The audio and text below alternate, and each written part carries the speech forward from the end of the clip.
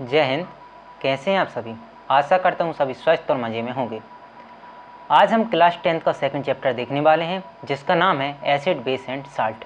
तो क्या आप तैयार हैं एसिड बेस और साल्ट पढ़ने के लिए? तो हो जाइए तैयार, क्योंकि हम इस चैप्टर को पूरी तरह से कवर करने वाले हैं। कुछ टिप्स और ट्रिक की मदद से अच्छे एक एक टॉपिक को अच्छे से दिमाग में बैठाने वाले हैं, समझने वाले हैं।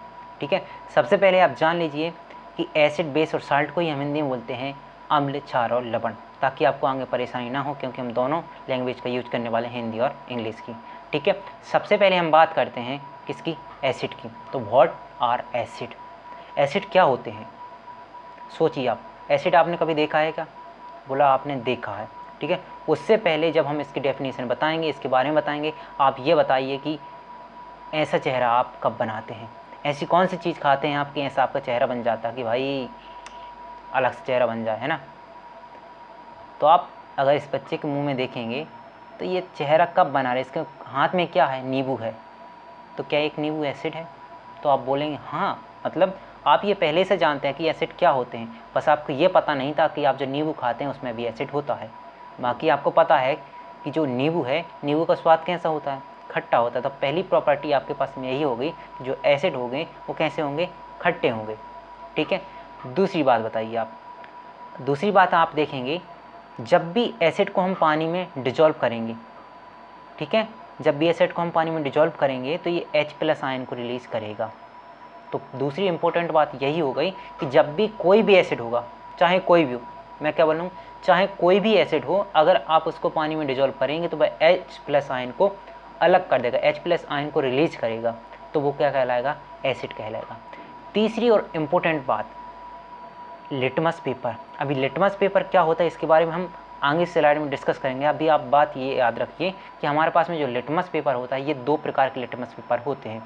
एक होता है आपके पास में रेड लिटमस पेपर, मतलब लाल लिटमस पेपर, और होता है एक होता है ब्लू, मतलब नील लिटमस पेपर। अब जो हम एसिड की बात कर रहे हैं, एसिड में ये जो एसिड होते हैं ये ब्लू लिटमस पेपर को किस में कन्वर्ट कर देते हैं? रेड लिटमस पेपर में कन्वर्ट कर देते हैं। ठीक है, तो आपके पास में यही बातें हैं और अलग से कुछ नहीं है। पहली बात यही थी कि जो एसिड होते हैं वो कैसे लगते हैं स्वाद में? स्वाद में ये सौर मतलब खट्टे लगते हैं। दूसरी बात हमने क्या की थी? दूसरी बात की थी जब भी हम इसको कहीं भी डिजॉल्व करेंगे तो ये H+ आयन रिलीज करेंगे। तीसरी बात हमने की थी कि जब भी ब्लू लिटमस पेपर को एसिड के संपर्क में लाएंगे तो ब्लू लिटमस पेपर कैसे कन्वर्ट हो जाएगा? रेड लिटमस पेपर में कन्वर्ट हो जाएगा। ये सभी बातें हमने किसके बारे में कर ली हैं? एसिड के बारे में। चलो अब हम बात करते हैं किसके बारे में? बेस के बारे में। ठीक है, बेस के बारे में बात करने से पहले ज़रा हम एग्जाम्पल की बात कर लें कि हम कहाँ कहाँ पे एसिड देखते हैं अपने रियल लाइफ में। ठीक है, तो सबसे पहले आप देखिए क्या है। अगर आपको पता होगा, 7th 8th क्लास में पढ़ा होगा, तो ऐसा चित्र आपने पढ़ा है कहाँ पे? आमाशय है। ये क्या हमारे पास में? एक आमाशय है। ठीक है, जो हमारे पास में आमाशय होता है, इसी हम बायोलॉजी में चैप्टर पढ़ेंगे हमारा पाचन कैसे होता है, उसमें का एक छोटा सा हिस्सा है आमाशय। ठीक है, उसका ही एक छोटा सा हिस्सा है आमाशय। जो आमाशय होता है वहाँ पे एक एसिड पाया जाता है यहाँ पे, जिसका नाम होता है HCl। अगर हम इसको पूरा नाम पढ़ें तो क्या है? हाइड्रोजन क्लोराइड एसिड या हाइड्रोक्लोरिक एसिड भी हम इसको बोल देते हैं। तो क्या है? ये एसिड ही तो है जो कहाँ पाया जा रहा है? हमारे पेट में पाया जा रहा है। अच्छा, कि क्या और कहीं भी एसिड पाया जाएगा? बिल्कुल पाया जाएगा। और देखिए ये क्या है आपके पास में? दूध है। क्या दूध में एसिड पाया जाता? बिल्कुल, दूध में पाया जाता है लैक्टिक एसिड। ठीक है, जो मैं लिटमस की बात कर रहा था वो पिछली बात हम बता चुके हैं। अभी आप ये बात याद रखिए कि जो दूध होता है, दूध में पाया जाता है कौन सा? Lactic acid. अच्छा, और कहीं एसिड पाया जाता है? बिल्कुल। आप देखिए ये क्या आपके पास में? बैटरी है। आप कहीं की भी बैटरी यूज कर लीजिए, अगर हम बैटरी में कुछ डालते हैं तो बैटरी में एक एसिड डलता है जिसे हम बोलते हैं सल्फ्यूरिक एसिड। इसका सूत्र होता है H2SO4। ठीक है, यहाँ पे कुछ एग्जाम्पल हैं आपके पास में। ये इतने प्रकार के एसिड हैं जो मेन एसिड हैं। बाकी इसके अलावा भी कई प्रकार के एसिड पाए जाते हैं। जैसे हाइड्रोक्लोरिक एसिड कहाँ पाया जाता है? स्टोमेटा, मतलब स्टोमच, हमारे आमाशय में पाया जाता है। सल्फ्यूरिक एसिड कार वगैरह की बैटरी में यूज करते हैं। नाइट्रिक एसिड है फर्टिलाइजर के रूप में। सिट्रिक एसिड है। ठीक है, एसिटिक एसिड है, लैक्टिक एसिड है। आगे भी हम एसिड के बारे में पढ़ेंगे कि नेचुरल एसिड कौन होते हैं, बाकी जो हम बनाते हैं आर्टिफिशियल एसिड कौन से होते हैं, ये सभी हम आगे जानेंगे। ठीक है, आगे हम जानते हैं बेस। What are base? अच्छा, बेस क्या होते हैं? तो सबसे पहले आप इस इमेज को देखिए। ऐसी कोई सी चीज़ है जिसे खाने के बाद आपको लगे उल्टी करने के बाद, तो बोलेंगे हाँ। लगातार अगर हम देखेंगे तो जो खट्टे चीज़ें होती हैं, सॉरी कड़वी चीज़ें होती हैं, उसको खाने के बाद हमको क्या होता है, लगता है कि इसको हम बाहर निकाल दें। तो पहली प्रॉपर्टी इसकी क्या हो गई, बेस क्या होंगे, जो खाने में हमें कैसे लगे, कड़वे लगे। ठीक है। दूसरा आप देखिए क्या हो रहा है, जैसे हम वहाँ पे आयनों को विभाजित कर रहे थे, किस में कर रहे थे, H2O में, प्रेजेंट में, मतलब पानी में जब हम घोल रहे थे तो हमें H+ आयन रिलीज हो रहा था। अब यहाँ पे अगर हम पानी में घोलेंगे तो H+ आयन की जगह पे हो पाएगा OH- आयन रिलीज होगा। क्या होगा, OH- आयन। ठीक है। तीसरी और इम्पोर्टेंट बात, वहाँ पे हम देख रहे थे रेड में कलर में कन्वर्ट हो रहा था, यहाँ पे हम देखेंगे रेड अब लिटमस पेपर है और ये किस में कन्वर्ट हो रहा है, ब्लू में कन्वर्ट हो रहा है। मतलब लाल से काय में हो रहा है, ये नीले में हो रहा है। ठीक है। तीसरी बात करें तो ये छूने में हमें लगते हैं जैसे साबुन वगैरह होते हैं, साबुन फिसल जाते हैं छूने में, ऐसे जो एसिड वगैरह जो बेस होते हैं हमारे पास में, ये भी फिसल जाते हैं। ठीक है। ये आपके पास में ये प्रॉपर्टी जो मैंने आपको बता दी हैं। अब यहाँ पे आपको एक कन्फ्यूजन ज़रूर होगी, वो कहाँ पे होगी, आप बोलें कि आपने लिटमस पेपर के बारे में जो यूज बताया है, लिटमस पेपर तो एक है, अब ब्लू को रेड कौन करेगा, रेड को ब्लू कौन करेगा। कभी कभी यहाँ पे आपको डिफरेंस करने में हो सकता है आपने याद कर लिया कि एसिड ये काम करते हैं, बेस ये करते हैं, और बाद में हो सकता है भूल जाए, एक का यहाँ पे और दूसरे का यहाँ पे कर दें। तो आप कैसे याद कर सकते हैं कि कौन लिटमस पेपर को कैसे रंग प्रदान करेगा। तो देखो इसकी छोटी सी ट्रिक है, जैसे अगर हम अम्ल की बात करें, हम दो ट्रिक के माध्यम से बताएंगे, आपको जो भी अच्छा लगे आप कर सकते हैं। जैसे हम एसिड की बात करें तो एसिड को हम बोलते हैं अम्ल, हिंदी में क्या बोलते हैं, अम्ल। और अगर अम्ल में आप बात करेंगे तो अम्ल में क्या है, अम्ल में लास्ट में आ रहा है ला। ठीक है, ला आ रहा है, तो आप ला से याद रखिए, जो अम्ल होंगे, अम्ल लिटमस पेपर को कैसा रंग प्रदान कर देंगे, लाल प्रदान कर देंगे। बाकी जो हमारे पास में बेस बचा है तो बेस कैसा कर देगा, नीला। अम्ल कैसा प्रदान कर रहा है, लाल कर रहा है, और बेस कैसा प्रदान कर देगा, नीला। दूसरी बात, अगर इससे नहीं आ रहा तो ऐसा मान के चलिए कि आपने अक्सर सुना होगा कि उस लड़की के ऊपर किसी ने एसिड फेंक दिया है, उसके मुँह पर एसिड फेंक दिया। तो क्या कोई भी अगर ऐसी बात सुनता है कि किसी के ऊपर एसिड फेंक दिया तो वो क्या गुस्से से लाल हो जाता है। तो आप यहाँ से भी याद रख सकते हैं कि जो अम्ल होते हैं, अगर हम अम्ल की बात करें तो ये ब्लू लिटमस पेपर क्या कर देते हैं, लाल कर देते हैं। ठीक है, चलो बढ़िया। अब एग्जाम्पल हम देख लेते हैं कि बेसिस के एग्जाम्पल क्या होते हैं। ठीक है, चलो सबसे पहले आप इनो की बात करें। इनो हम कब उपयोग करते हैं, आप बोलेंगे जब भी हमारे पेट में गैस वगैरह बन जाती है तब हम इनो का उपयोग करते हैं। हम बायोलॉजी में ही पढ़ेंगे कि हमारा स्टोमेटम वगैरह कैसे काम करता है, कौन कौन से एसिड बनते हैं, या फिर कैसे पूरी पाचन क्रिया होती है। उसमें हम जानें कि जो हम हाइड्रोक्लोरिक एसिड की बात कर रहे थे, HCl की, हमारे अमाशय में पाया जाता है। जब HCl की मात्रा ज़्यादा हो जाती है तो हमको एसिडिटी होने लगती है, गैस बनने लगती है। तो उसी को मिटाने के लिए हम इनो का उपयोग करते हैं कि हम उसको एसिडिटी को कंट्रोल कर सकते हैं। तो ये जो इनो होता है ये एक प्रकार का बेस ही होता है। ठीक है, मैग्नीशियम हाइड्रोक्साइड मिला होता है इसमें।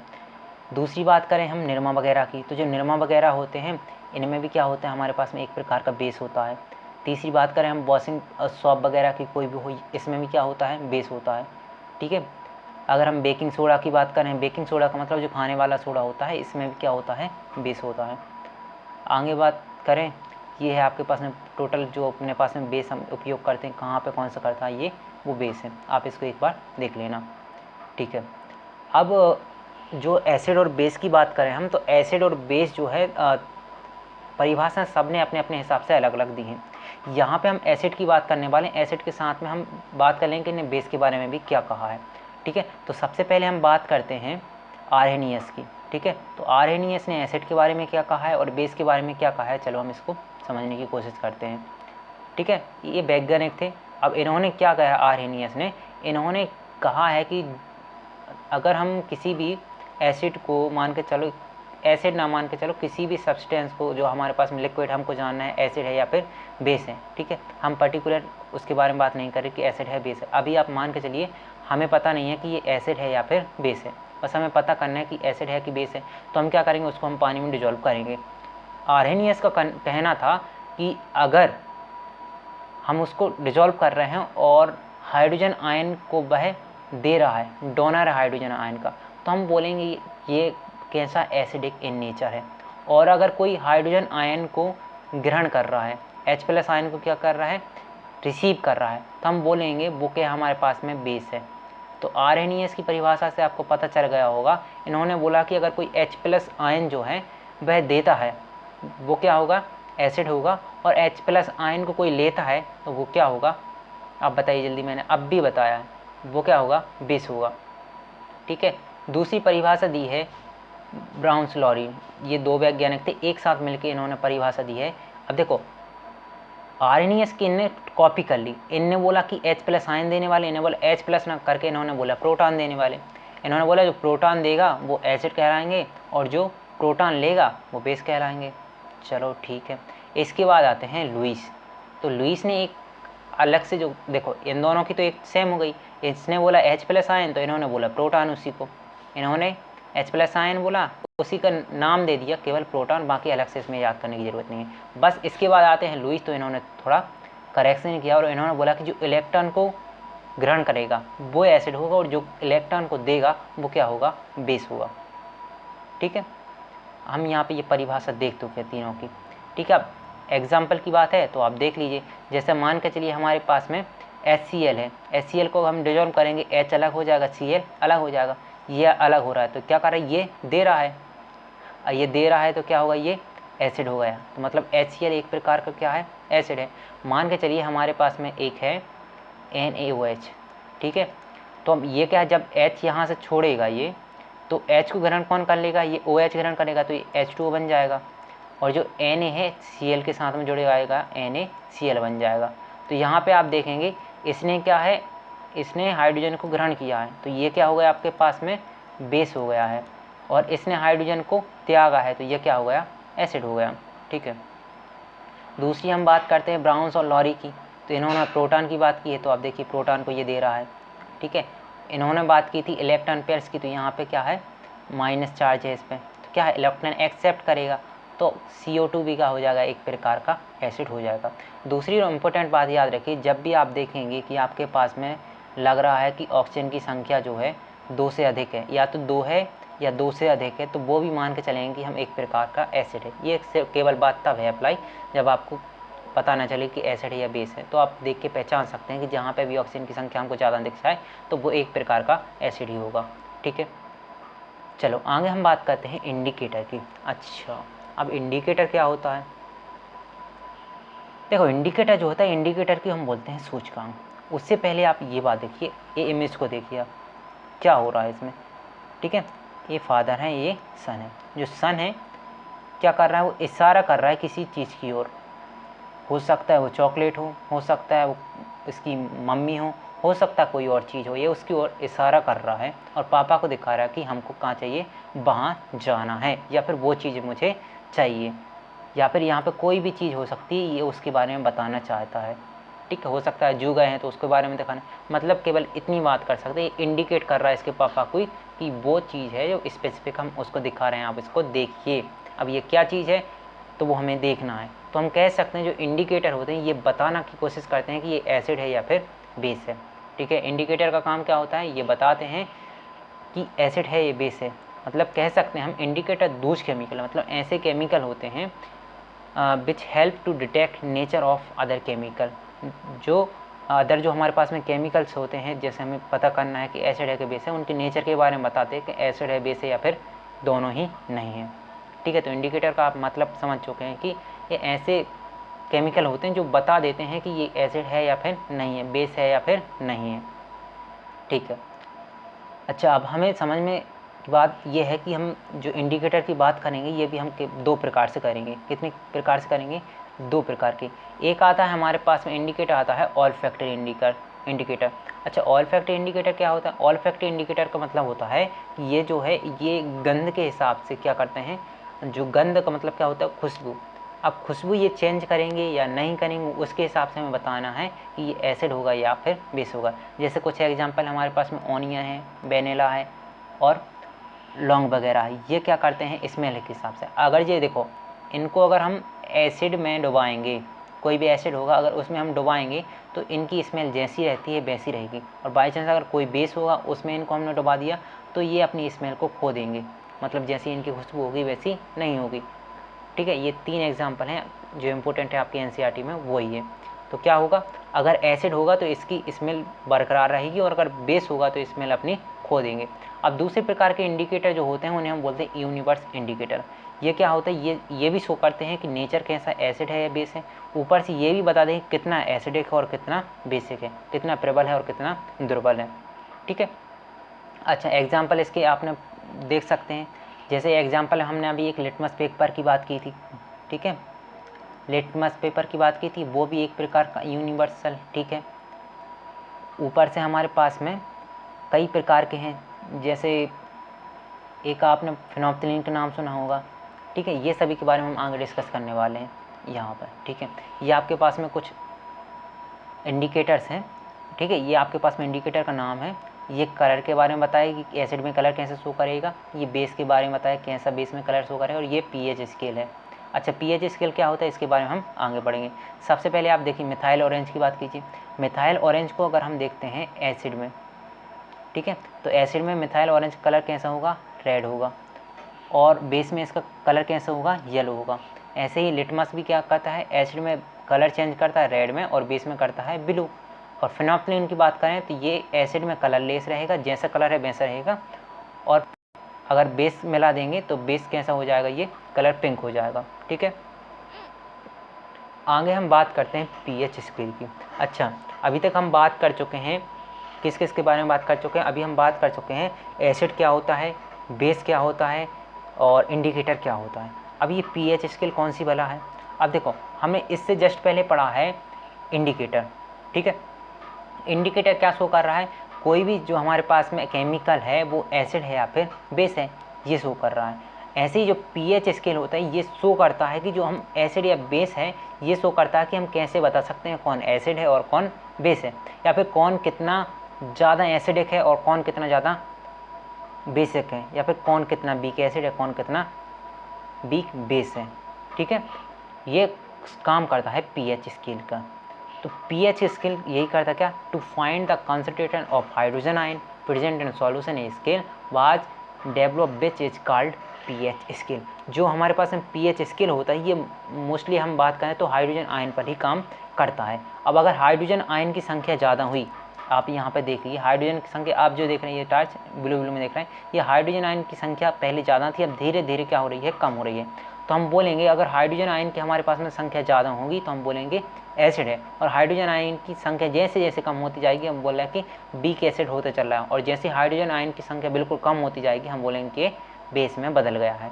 ठीक है, अगर आप देखेंगे हमारे पास जो पीएच स्केल होता है यहाँ पे टोटल नंबर होते हैं 0 से लेकर 14 तक। अगर हम 0 से लेकर 7 तक की बात करें तो ये बताएगा कि हमारे पास में जो केमिकल है वो क्या है, एसिड है, और 7 से लेकर 14 तक बताया कि हमारे पास में जो केमिकल है वो कैसे हैं, बेसिस हैं। मतलब पहले अम्ल है और फिर क्षार है। केवल जो अगर फिर 7 आ रहा है तो बताएंगे कि न्यूट्रल मतलब उदासीन है। ठीक है, ये हमारे पास में पीएच स्केल। अगर हम देखेंगे 7 से हम इस साइड बढ़ रहे हैं, किस साइड को, 0 साइड, तो बोलेंगे हम क्या हो रहा है, एसिड की जो स्ट्रेंथ है वो बढ़ रही है, एसिड क्या है, प्रबल होता जा रहा है।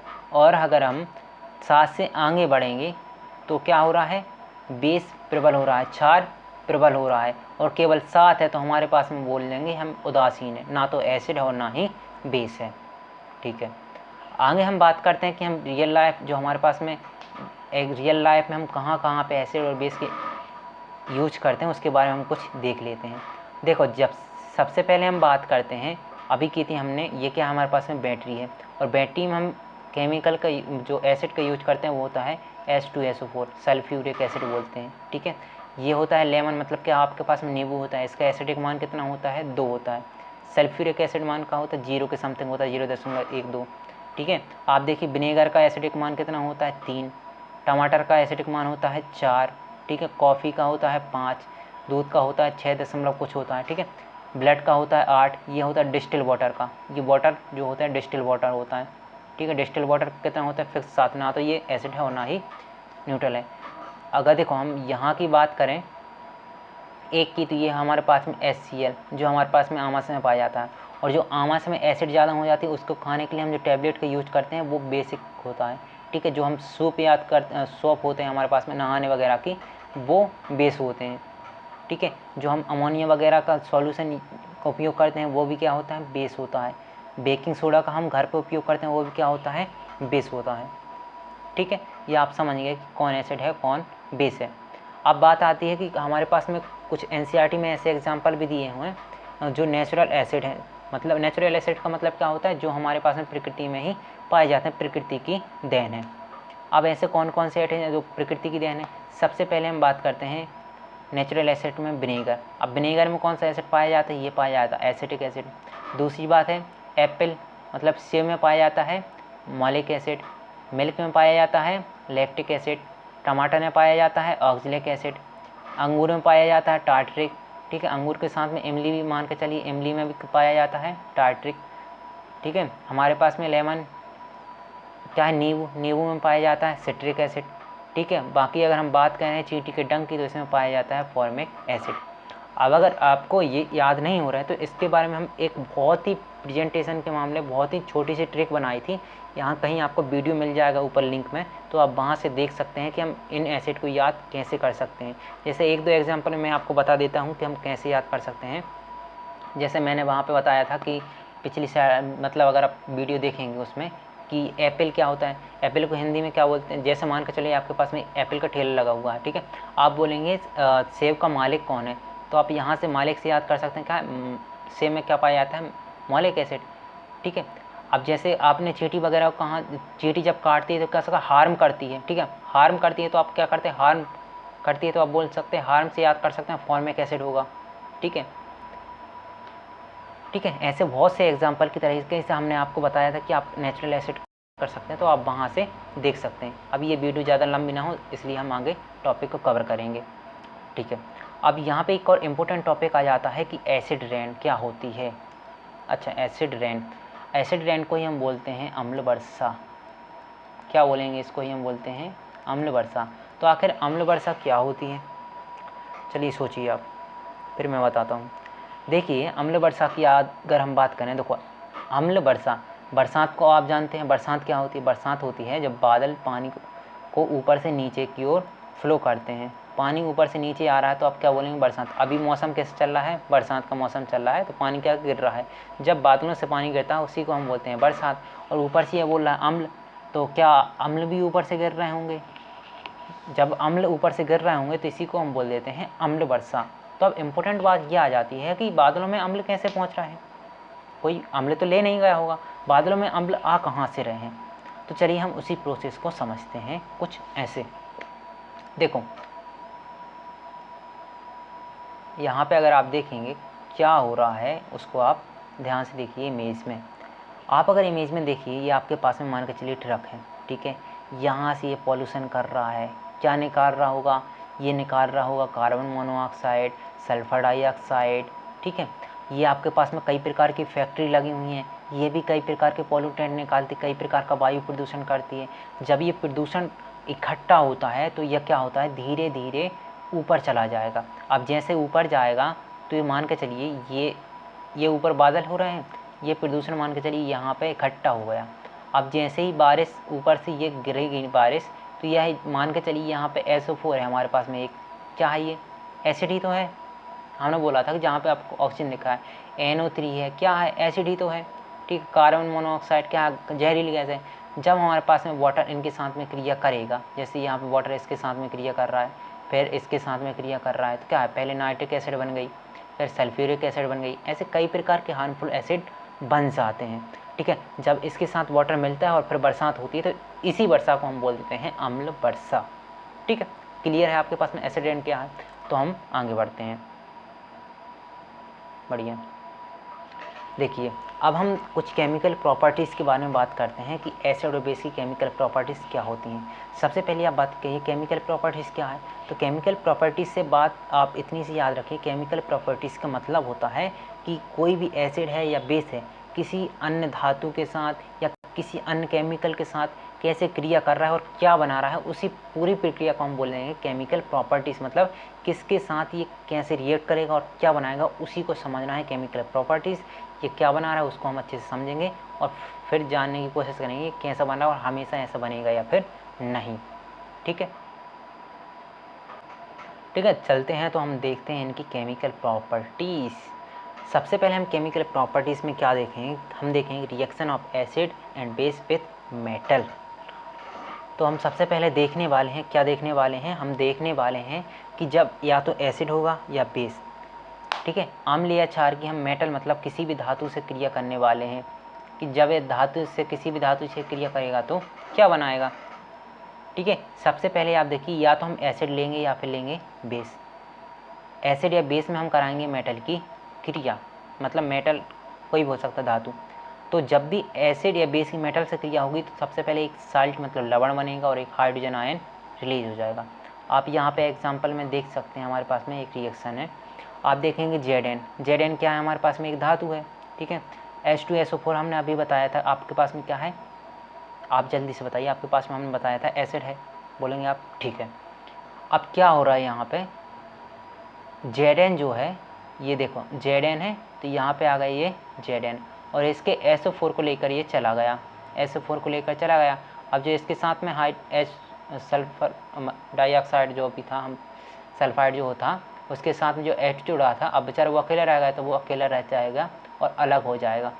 तो क्या कर रहे हैं ये, जो आप यहाँ पे देख रहे हैं, हमारे पास में जिंक सल्फाइड बन गया है, ये एक प्रकार का साल्ट है और ये हाइड्रोजन हमारे पास में रिलीज हो गया है। तो ये क्या था, जिंक है, धातु थी, और H2SO4 क्या था, अम्ल था। धातु और अम्ल की जब क्रिया हुई तो क्या बनेगा, हमारे पास में लवण बन गया और हाइड्रोजन गैस रिलीज हो गई। ऐसे ही अगर NaOH देखें तो ये हमारे पास में क्या है, बेस है, ठीक है। आप बोलेंगे क्षार है ये हमारे पास में, ठीक है, ये क्षार है और जब ये Zn के साथ क्रिया करेगा तो वही बना लेगा, क्या बनाएगा, Na2ZnO2 और फिर हाइड्रोजन ये रिलीज हो जाएगा। क्योंकि हमारे पास नियम बोलता ही है या तो एसिड होगा या बेस होगा, जब भी किसी धातु के साथ क्रिया करेगा तो ये हमेशा हाइड्रोजन गैस को ही रिलीज करेगा, बाकी कुछ भी रिलीज नहीं करेगा, बाकी सब एक साथ जोड़कर रह लेंगे। ऐसा मान के चलो, ये हमारे पास एक छोटा सा घर है, ठीक है। यहाँ पे 4 सदस्य हैं, 1 2 3 4, ये 4 सदस्य हैं। अब घर का रूल है कि जो पढ़ने वाले बच्चे हैं, ठीक है, मान के चलिए 4 बच्चे ही मान के चल रहे हैं हम, इस घर का रूल है कि जो पढ़ने वाले बच्चे हैं वो तो घर में रहेंगे, बाकी हम उसको, जो नहीं पढ़ रहा है उसको हम घर से बाहर कर देंगे। तो मान के चलो ये 3 तो पढ़ने वाले बच्चे हैं, तो क्या हुआ, इस H को इनने क्या कर दिया, बाहर कर दिया कि भाई तुम नहीं पढ़ते, तुम बाहर जाओ, बाकी हम अंदर रहेंगे। वैसे ही इनका रूल पहले से है कि या तो एसिड होगा या बेस होगा, ये जब भी किसी मेटल मतलब धातु के साथ अगर क्रिया करेंगे तो हमेशा हाइड्रोजन गैस को ये क्या करेंगे, बाहर छोड़ देंगे और बाकी सब लोग इकट्ठा होकर रह लेंगे। ये बात आपको कॉन्सेप्ट समझ आया कि नहीं, बोले ठीक, चलो बढ़िया। दूसरे कॉन्सेप्ट की ओर हम आगे बढ़ते हैं। अब हम रिएक्शन पढ़ेंगे किसकी, मेटल कार्बोनेट। अच्छा, मेटल कार्बोनेट्स क्या होता है, देखो मेटल का मतलब हमने अभी बताया था, मेटल का मतलब क्या होता है, धातु, क्या मतलब होता है, धातु। और कार्बोनेट से याद रखें CO3, मतलब कोई भी धातु अगर हम देखेंगे, कोई भी धातु है, ठीक है, उसके साथ CO3 जुड़ा है तो हम बोलेंगे ये क्या, हमारे पास में एक प्रकार का मेटल कार्बोनेट है, ठीक है। तो क्या बोले, reaction of metal carbonate and hydrogen carbonate, या तो मेटल कार्बोनेट होगा या फिर हाइड्रोजन कार्बोनेट होगा। हाइड्रोजन कार्बोनेट का मतलब क्या है, हाइड्रोजन होगा और उसमें CO3 जुड़ा होगा। मेटल कार्बोनेट का क्या मतलब है, या तो धातु होगी और उसमें CO3 जुड़ा होगा, और ये किसके साथ रिएक्ट कर रहे हैं, एसिड के साथ, ठीक है। एसिड के साथ इनको क्या करना है, प्रक्रिया करनी है। अब जैसे हम एग्जाम्पल की मदद से लेते हैं, जैसे मान के चलिए हमारे पास में है NaCO3, ठीक है। अच्छा, ये सही है क्या रिएक्शन, आप जल्दी से बताइए, ये रिएक्शन सही है नहीं है, जल्दी बताइए, रिएक्शन सही है फिर नहीं है। आप बोलेंगे सही नहीं है, क्योंकि जो CO3 कार्बोनेट होता है उसमें -2 चार्ज होता है और सोडियम होता है उसमें -1 होता है। और हमने बोला जब भी हम इनको साथ में लिखेंगे तो इसका इसके नीचे और इसका इसके नीचे होता है, तो यहाँ का इसके नीचे कितना हो जाएगा, Na2CO3, और ये क्रिएट कर रहा है किसके साथ में, HCl के। अब इन्होंने क्या बोला, सबसे पहले बनेगा साल्ट, तो क्या बन गया, साल्ट Na और Cl आ गया, तो क्या बना हमारे पास में NaCl, और बाटन निकालो तो इसका H है और इसके 2 ऑक्सीजन आ गए, तो क्या हो गया H2O और फिर CO2, ठीक है।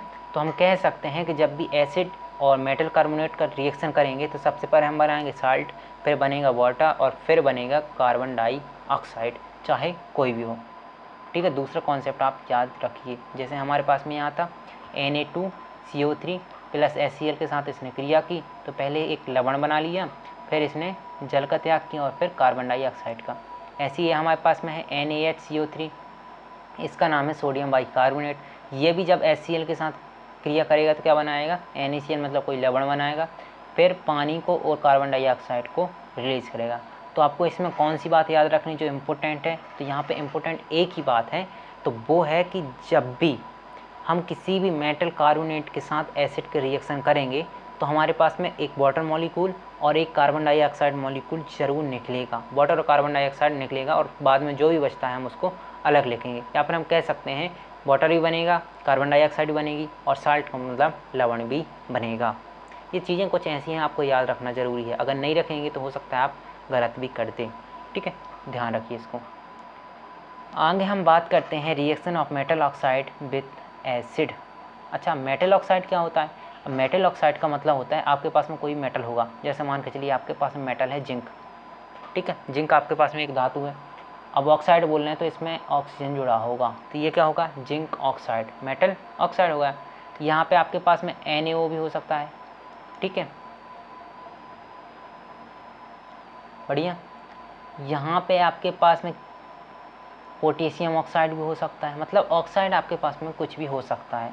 और जब भी ऑक्साइड के साथ क्रिया होगी तो आप क्या बनाएंगे, साल्ट का मतलब लवण होता है और वाटर ही रिलीज करेंगे। यहाँ पे आप एग्जांपल देख लिए, जैसे हमारे पास में CuO है, कॉपर ऑक्साइड है, जब ये HCl के साथ क्रिया कर रहा है, देखो HCl के साथ क्रिया करेगा तो क्या होगा, CuCl अलग हो जाएगा और हमारे पास में 2 H बचे हैं, एक ऑक्सीजन बचा, तो H2 अलग हो जाएगा। तो इसमें आपको याद रखना है कि जब भी मेटल ऑक्साइड के साथ कोई भी एसिड रिएक्ट करेगा तो हमको साल्ट मिलेगा और वाटर मिलेगा।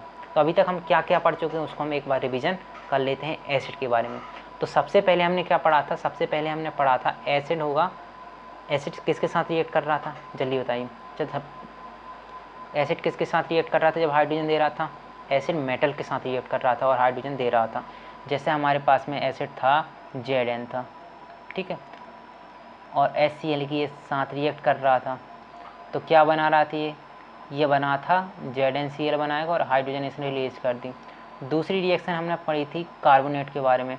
जैसे हमारे पास में था कार्बोनेट, हम मान के चल रहे ये था हमारे पास में, फिर से इसने HCl के साथ रिएक्शन की, एसिड था तो इसने क्या बना, इस बार इसने बना लिया NaCl बनाएगा, फिर वाटर बनाएगा और फिर कार्बन डाइऑक्साइड बनाएगा।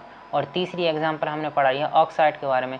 जैसे इन्होंने बोला Cu ऑक्साइड था और इसने HCl के साथ रिएक्ट किया तो इन्होंने फिर से क्या बनाया, CuCl लवण बनाया और इस बार केवल इन्होंने क्या दिया, जल दिया। ठीक है, ये हमने 3 रिएक्शन पढ़ चुके हैं। चलो अब अगली रिएक्शन देखते हैं। अगली रिएक्शन क्या है, reaction of non metal oxide with base. अब नॉन मेटल ऑक्साइड देखना है हमको। नॉन मेटल ऑक्साइड का मतलब होता है हमारे पास में कोई भी धातु नहीं होगी। ठीक है, अब जैसे CaOH का होल टू ऐसे, ये हमारे पास में क्या है, OH आ रहा है, मतलब क्या होगा, बेस होगा। और नॉन मेटल है तो मतलब CO2 क्या है, एक भी मेटल नहीं है, कार्बन भी नॉन मेटल है, ऑक्सीजन भी नॉन मेटल है। ठीक है, ये क्या होगा, नॉन मेटल होगा कार्बन डाइऑक्साइड। अब इसके साथ करा तो साल्ट बनेगा CaCO3 और दूसरी बात है वाटर। ठीक है, आगे क्या है, आगे हम देखेंगे what do all acid and base having common. तो क्या एसिड और बेस जो होते हैं इसमें कुछ कॉमन होता है या फिर नहीं, बताइए। तो बिल्कुल कॉमन होता है। तो क्या होता है कॉमन, सबसे पहले हम देखेंगे जब भी एसिड और बेस देखेंगे तो both produce iron in water solution. Iron, sorry iron नहीं है, ये आयंस होता है, ये आयंस है, आयरन नहीं है। ठीक है, तो क्या कर रहा है, ये आयंस को प्रोड्यूस करते हैं। जैसे कि हम मान के चलिए यहाँ पे हमारे पास में एक कंटेनर है, यहाँ पे हम HCl को डाल रहे हैं और यहाँ पे एक हमारे पास में कंटेनर है जिसमें वाटर है, जिसमें हम NaOH को डाल रहे हैं। ठीक है, जब भी इसको हम डिजॉल्व करेंगे तो क्या होगा, HCl में से H अलग हो जाएगा और Cl अलग हो जाएगा। ऐसे ही यहाँ पे Na अलग हो जाएगा और OH अलग हो जाएगा। दोनों क्या कर रहे हैं, अपने आयंस को क्या कर रहे हैं, प्रोड्यूस कर रहे हैं। एक H+ आयन कर रहा है और दूसरा OH- आयन कर रहा है। और दूसरी बात इंपॉर्टेंट ये होती है कि ये दोनों ही गुड कंडक्टर होते हैं इलेक्ट्रिसिटी के। इसलिए हम इनको इलेक्ट्रोलाइट्स भी कह सकते हैं। तो कह सकते हैं कि हम नॉर्मल भाषा में अच्छे से समझ सकते हैं कि या तो एसिड होगा या बेस होगा, दोनों ही इलेक्ट्रिसिटी को पास कर देंगे। ठीक है, इलेक्ट्रिसिटी को क्या कर सकते हैं, अगर हमारे पास में सर्किट पूरा करना है तो एसिड होगा तो भी हम सर्किट को पूरा कर सकते हैं, बीच में डूबेगा, बेस होगा तब भी हम सर्किट को पूरा कर सकते हैं। बढ़िया। अब यहाँ पे हमको जो इम्पोर्टेंट बात हम बोल रहे थे कि एसिड के बारे में तो आपको पता है, एसिड को हम एसिड ही बोलेंगे और हिंदी में बोलेंगे अम्ल। लेकिन जो हमारे पास में क्षार के बारे में हम बात कर रहे थे, क्षार कब बोलेंगे, क्षारक कब बोलेंगे, या फिर इंग्लिश की बात करें बेस कब बोलेंगे और एल्कलाइन कब बोलेंगे, चलिए हम उसको समझने की कोशिश करते हैं।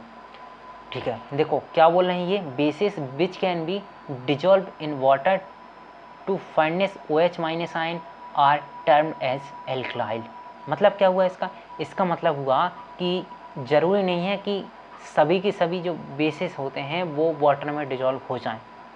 ठीक है, आप समझ रहे हैं क्या कहना चाहता हूँ, ज़रूरी नहीं है कि सभी के सभी जो बेस हैं वो वाटर में डिजॉल्व हो जाएंगे और आयन को विभक्त कर देंगे। जैसा अभी हम बात कर रहे थे, हमने यहाँ पे NaOH लिया था, NaOH में Na अलग हो गया था, OH अलग हो गया था, हुआ था कि नहीं हुआ था, आप बोलेंगे हाँ, इसमें हमने देखा था कि Na अलग लेके चला गया था, OH अलग हो गया था वाटर में। लेकिन इनका कहना है कि ज़रूरी नहीं है कि सभी के सभी अपने आयनीकृत हो जाएंगे वाटर मतलब जल में। इनका कहना यह है कि जो जल में आयनीकृत हो गए उनको हम बोलेंगे एल्कली मतलब क्षारक, एल्कली को हिंदी में बोलते हैं क्षारक, और जो नहीं हुए उनको हम बोलते हैं क्षार। तो हम कह सकते हैं कि जो एक हमारे पास में बेसिस होता है, एक पूरा का पूरा मान के चलिए, एक हमारे पास में भूगोल मतलब बहुत बड़ी संरचना है, बेसिस बहुत बड़ी संरचना है, और उसमें जो एल्कलाइल है एक छोटा सा पार्ट है। वो छोटा सा पार्ट हम कब कहेंगे, जो डिजॉल्व कर देगा हाइड्रोजन H2O में, अपने आयन जो है अलग अलग कर देगा, उसको कह देंगे एल्कलाइल, और बाकी जो भी OH आयन धारण करेंगे उस सब को बोल देंगे हम बेस। ठीक है, बहुत बढ़िया। अब हम एक और इम्पोर्टेंट बात पढ़ेंगे जिसे हम बोलते हैं तनुकरण।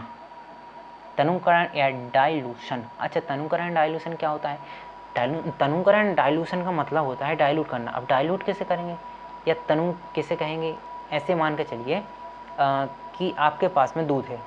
ठीक है, एक कंटेनर में मान के चलिए आपके पास में दूध है, ये आपके पास में एक कंटेनर है और इसमें आपके पास में दूध भरा हुआ है फुल। ठीक है, अब कुछ मिलावटी लोग क्या होते हैं कि इसमें से आधा दूध इन्होंने वापस यहाँ से निकाला और इसमें क्या डाल दिया, पानी डाल दिया। ठीक है, पानी डाल दिया तो क्या हुआ, दूध की मात्रा कम हुई, मतलब दूध पहले ज़्यादा था अब कम हुई, उसमें दूध में मात्रा बढ़ गई किसकी, पानी की। तो पहले जो दूध के मॉलिक्यूल ये पास में थे, अब इन दोनों मॉलिक्यूल के बीच में वाटर का मॉलिक्यूल भी आ जाएंगे, तो ये क्या होगा, दूर दूर हो गए। मान के सकते हैं कि पहले अगर हमारे पास में इतनी सी जगह में 100 मॉलिक्यूल थे दूध के, 100 छोटे छोटे टुकड़े थे, तो अगर हमने पानी मिला दिया 100 की जगह पे मान के चलो बचे कितने, 20। तो ऐसे ही होता है कि जब भी हमारे पास में एसिड होगा या बेस होगा, उसको हम क्या है, पानी में अगर डिजॉल्व करेंगे, ज़्यादा पानी डिजॉल्व करते जाएंगे तो उसका कॉन्सेंट्रेशन मतलब जो उसमें एटम्स होंगे वो धीरे धीरे कम होते जाएंगे, इसी को बोलते हैं हम डाइल्यूशन। ठीक है, तो इन्होंने यही लिखा है, क्या लिखा है कि dilution is the process of reducing the concentration of A given solution in its solution, solute in its solution. मतलब अगर हमारे पास में कोई भी सॉल्यूशन दिया होगा, उसमें अगर हम पानी मिलाते जाएंगे तो क्या होगा, एक छोटी सी जगह में हम जब 1000 पार्टिकल देख सकते थे, लेकिन अब वहाँ पे मान के चले 100 और 200 ही बचे हैं, तो क्या होगा, एसिड तो है वो, लेकिन एक पर्टिकुलर जगह में उसकी संख्या क्या हो गई है, कम हो गई है। बढ़िया। ठीक है, आगे हम देखते हैं व्हाट आर साल्ट। अच्छा, लवण क्या होते हैं, अभी तक हम पढ़ चुके हैं, एसिड के बारे में पढ़ चुके हैं, बेस के बारे में पढ़ चुके हैं, मतलब अम्ल और क्षार के बारे में पढ़ चुके हैं। अब हमको पढ़ना है साल्ट का मतलब लवण, लवण क्या होते हैं। ठीक है, अब लवण पढ़ना तो आप इसको ऐसे याद कर सकते हैं, आपने नमक देखा है। ठीक है, जो नमक होता है, नमक भी एक प्रकार का क्या है, लवण ही है। तो हम कह सकते हैं कि जब भी हम एसिड होगा, क्या होगा, एसिड का मतलब क्या होता है, अम्ल। जब एसिड क्रिया हम बेस से कराएंगे, बेस का मतलब क्या होता है, क्षार, तब हमारे पास में लवण प्राप्त होता है।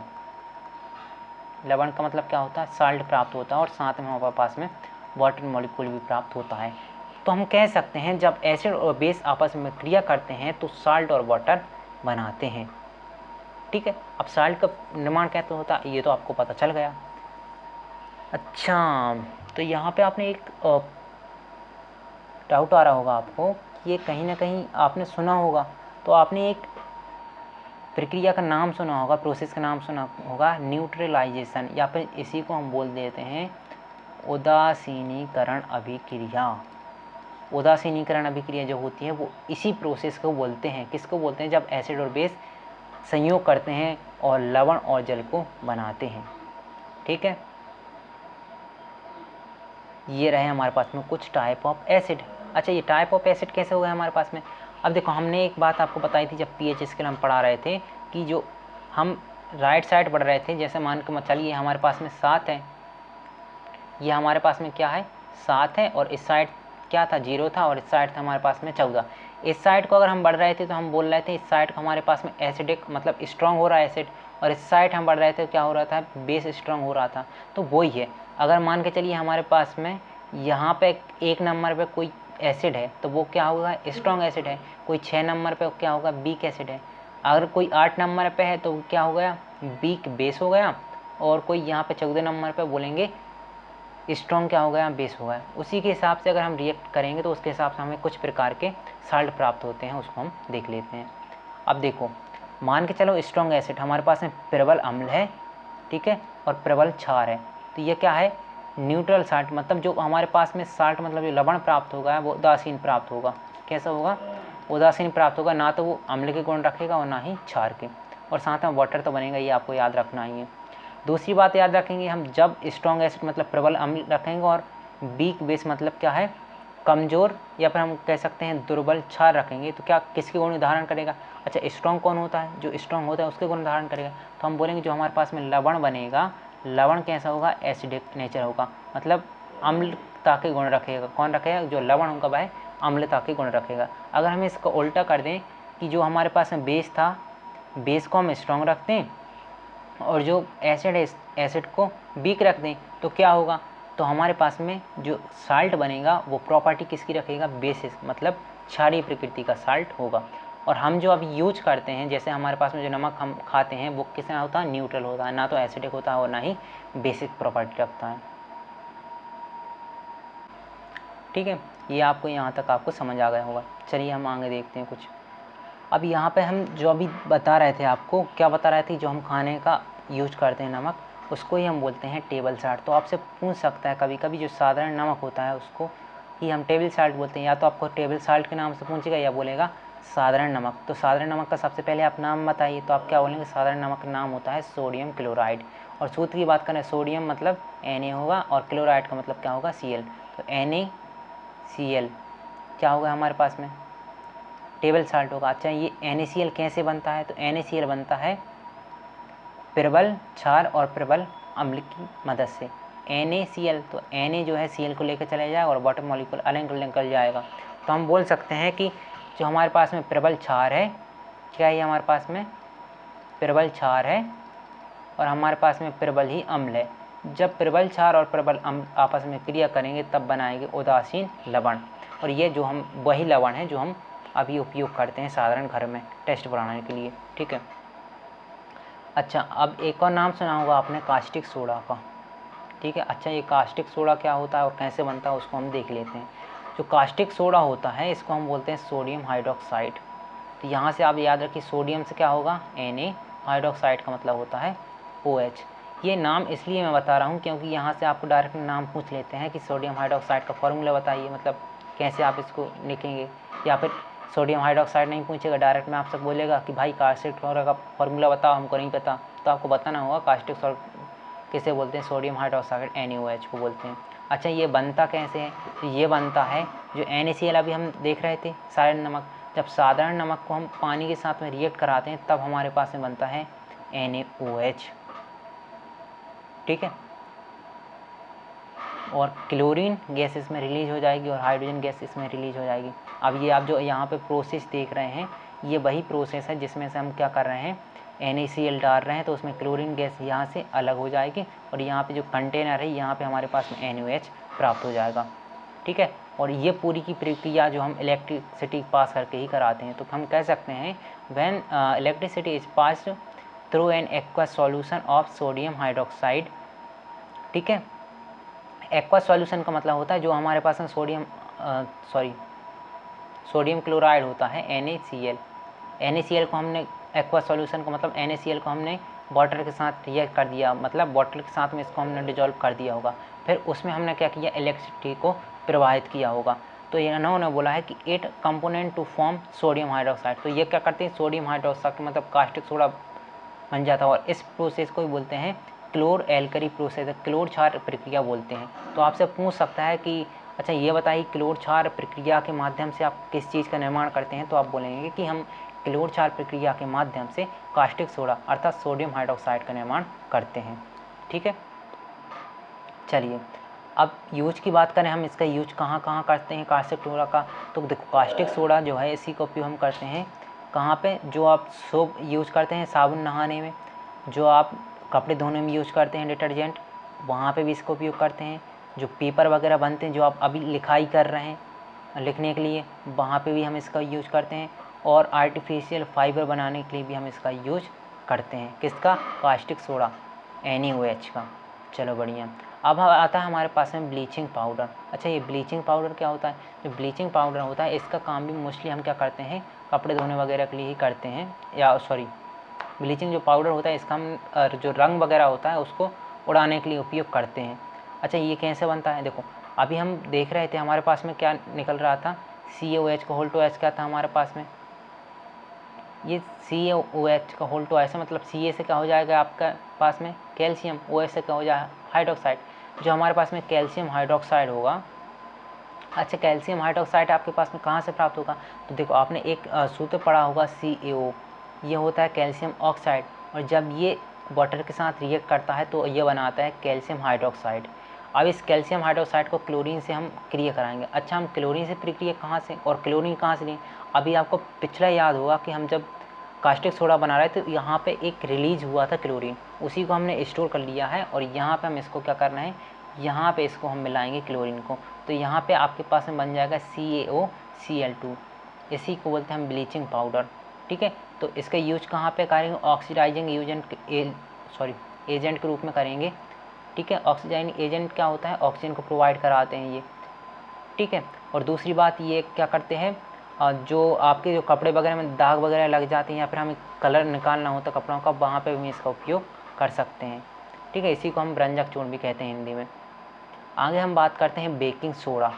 अब देखो बेकिंग सोडा तो आपने नाम सुना ही होगा, अगर नहीं सुना तो इसी को बोलते हैं हम खाने वाला सोडा, जो आप नॉर्मली यूज करते हैं खाने का सोडा। इसका उपयोग क्यों करते हैं आप, इसका उपयोग करते हैं आपकी चीज़ें जल्दी से जल्दी पक जाएं, या फिर उसको कैसे हम बोल सकते हैं कि उसको मुलायम करने के लिए हम इसका उपयोग करते हैं आटे वगैरह को।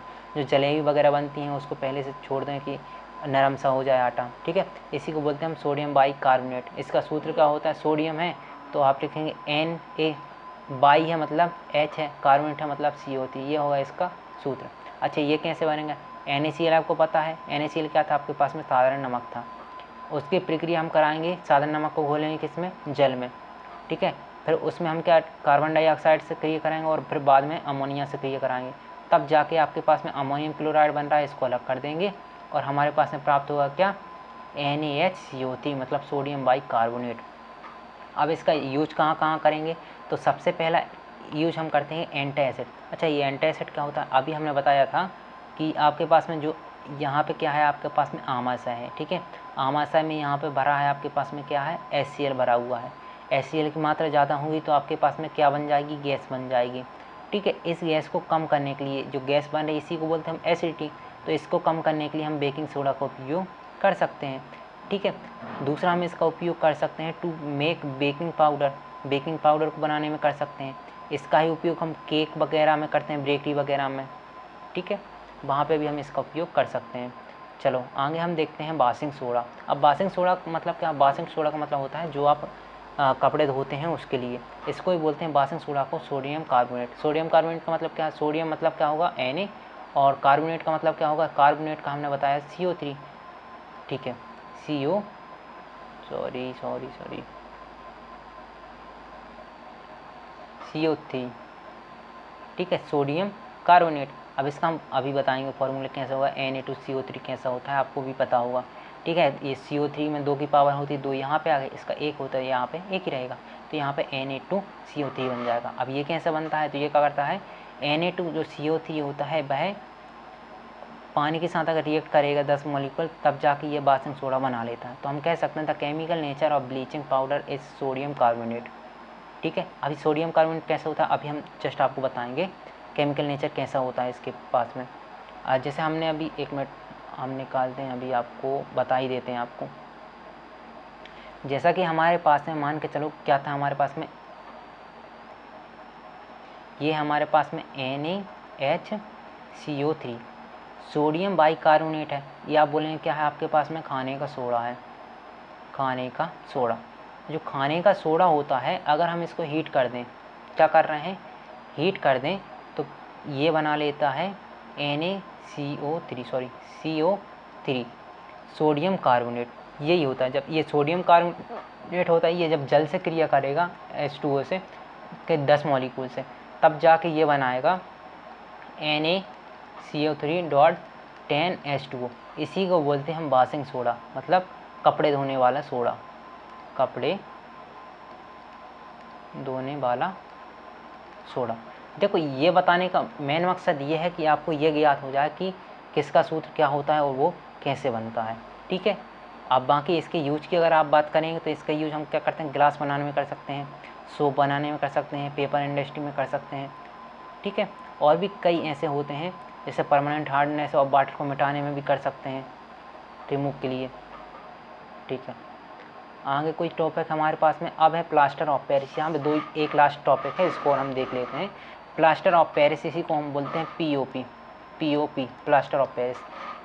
जो प्लास्टर ऑफ पेरिस का सूत्र क्या होता है, कैल्शियम सल्फेट जो होता है उसका हाफ मॉलिक्यूल वाटर का होता है, ये दोनों ही होते हैं, ठीक है। अब यहाँ पे 2 शब्द आपको याद रखना है। एक है आपके पास में, सॉरी ये शायद हमारे पास में सूत्र गलत है, तो इसको याद नहीं रखना हमको, ठीक है, इसको काट देना है, इसमें नहीं है, ये गलती से यहाँ पे हमारे पास में स्लाइड में आ गया ये।